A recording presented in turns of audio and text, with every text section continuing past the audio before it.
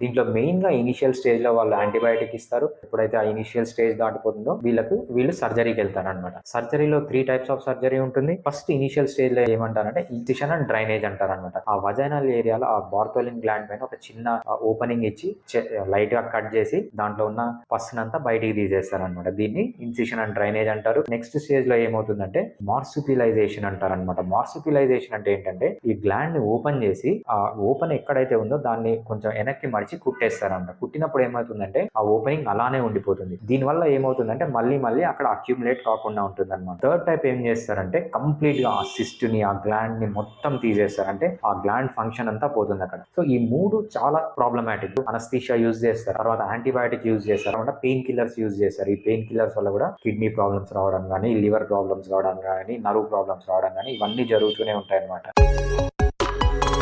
Fiticus Homeopathy